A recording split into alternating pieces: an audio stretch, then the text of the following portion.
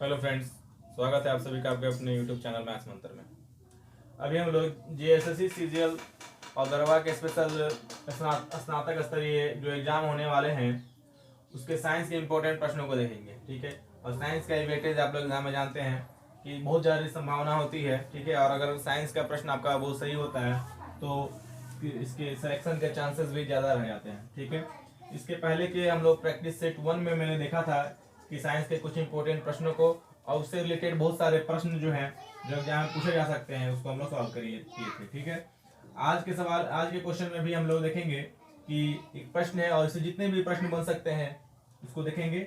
और अगर आपने पहले के वीडियो को नहीं देखा उसे आप प्लेलिस्ट में जाके देख सकते हैं। ठीक है,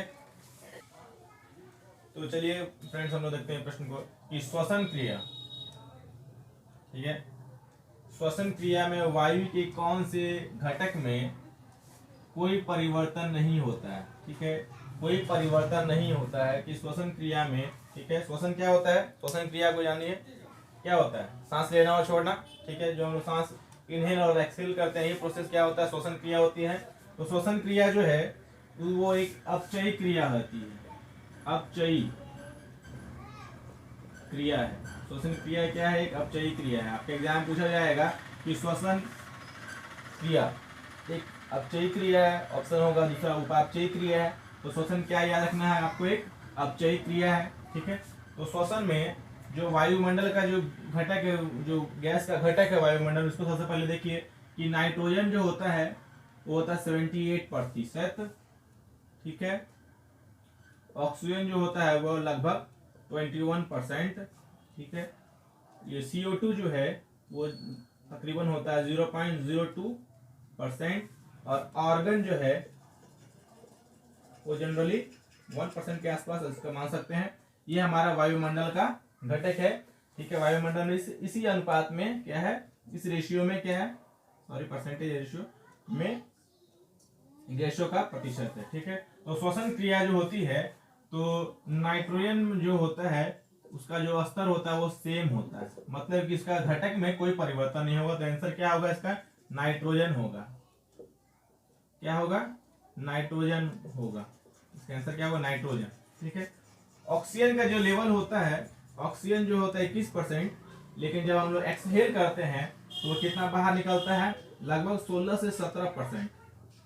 16 से 17% हम लोग ऑक्सीजन जो है इनहेल करते हैं 21%। ठीक है, और एक्सहेल जो करते हैं वो कितना निकालते हैं हम लोग? 16 से 17%। ठीक है, तो मतलब इसमें परिवर्तन हो रहा है। लेकिन नाइट्रोजन जो है इनहेल हम लोग 78% करते हैं और एक्सहेल जब निकालते हैं तो भी 78% आता है। इसका मतलब ये हो गया कि श्वसन क्रिया में नाइट्रोजन का घटक में कोई भी परिवर्तन नहीं होता है। ठीक है, नाइट्रोजन का घटक में कोई भी परिवर्तन नहीं होता है। तो आंसर क्या होगा? नाइट्रोजन होगा। ठीक है, इससे रिलेटेड और भी प्रश्न को देखिए।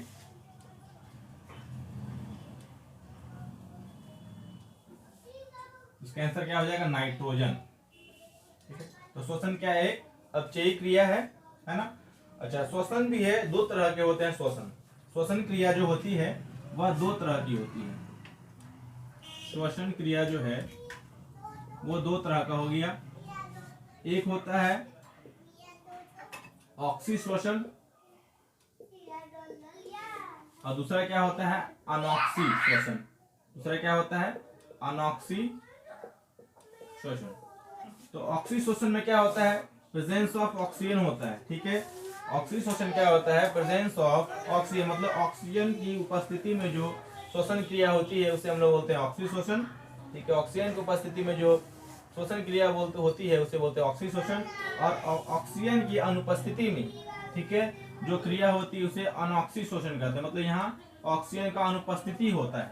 ठीक है, इसमें और देखिए कि सर्वाधिक एनर्जी, जो मैक्सिमम एनर्जी होती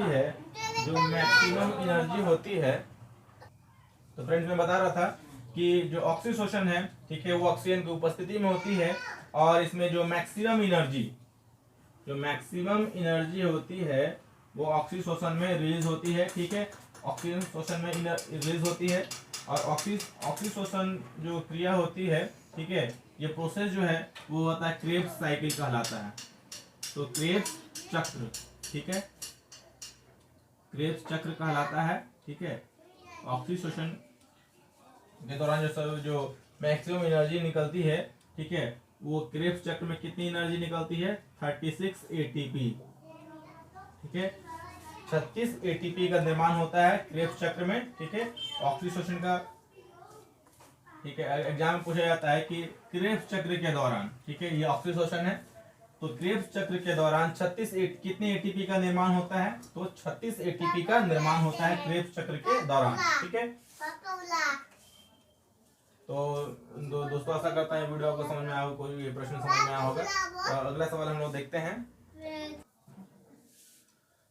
प्रश्न क्या है दोस्तों कि प्रतिवर्ती क्रियाओं का नियंत्रण केंद्र, प्रतिवर्ती क्रिया को अंग्रेजी में क्या बोलते हैं, रिफ्लेक्स एंगल बोलते हैं, रिफ्लेक्स एंगल, तो सॉरी रिफ्लेक्स एक्शन, तो रिफ्लेक्स एक्शन प्रतिवर्ती क्रिया का नियंत्रण केंद्र, ठीक है। प्रतिवर्ती क्रिया को नियंत्रित कौन करता है, नियंत्रण केंद्र क्या होता है, तो उसको बोलते हैं स्पाइनल कॉर्ड,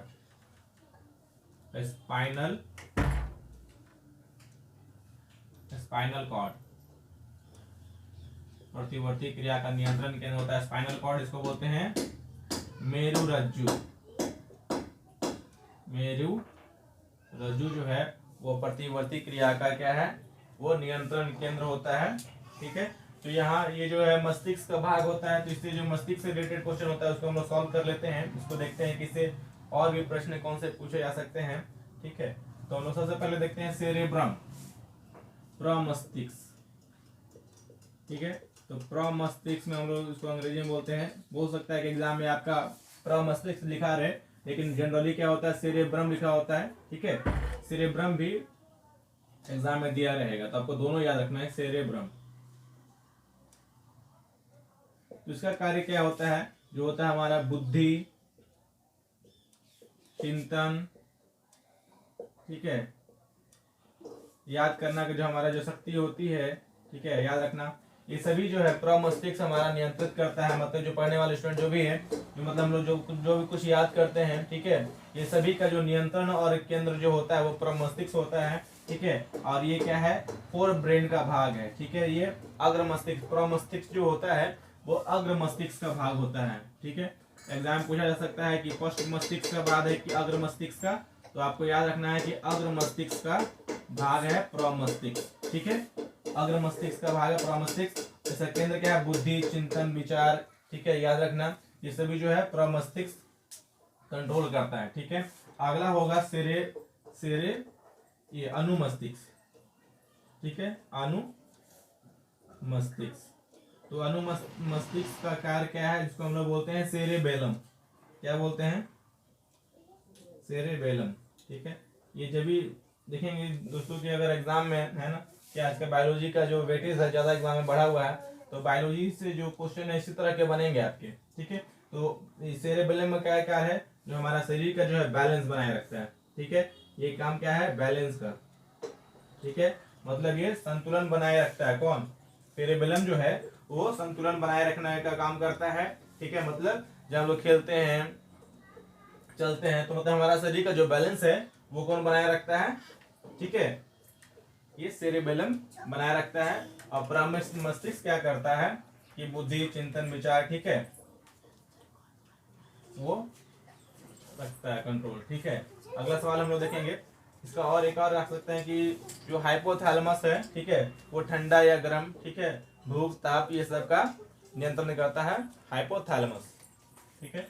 तो क्वेश्चन आशा करता है समझ में आएगा। आंसर क्या होगा कि प्रतिवर्ती क्रियाओं का नियंत्रण केंद्र क्या है, तो स्पाइनल कॉर्ड है, ठीक है, स्पाइनल कॉर्ड है प्रतिवर्ती क्रिया का नियंत्रण केंद्र, स्पाइनल कॉर्ड, जिसको हम लोग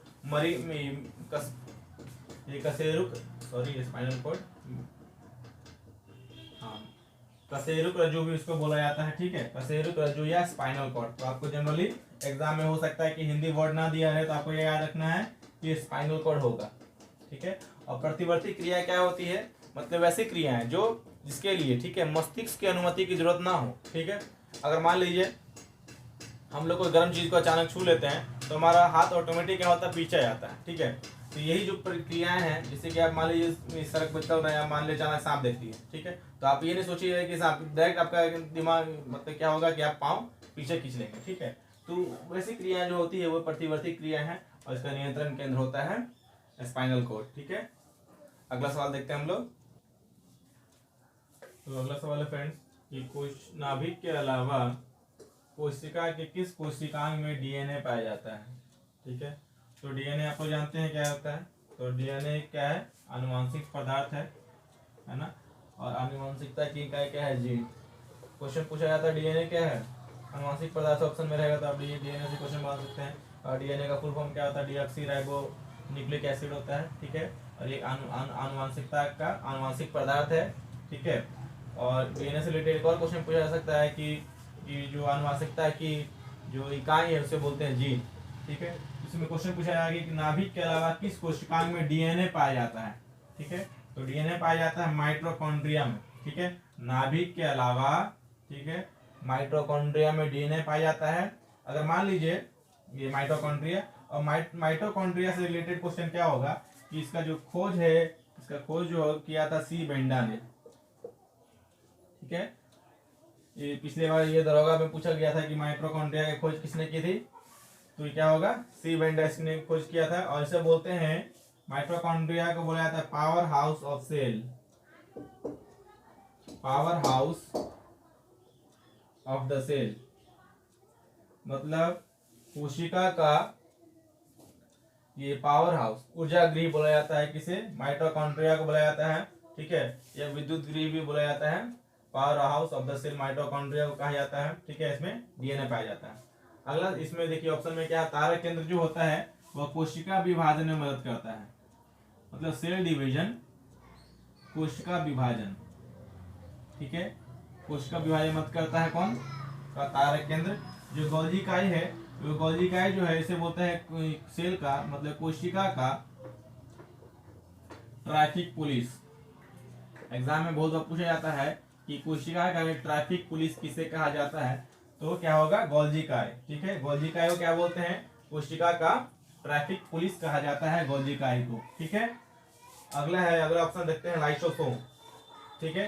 तो लाइसोसोम को बोला जाता है सुसाइडल बैग, कोशिका का आत्महत्या की थैली, आत्महत्या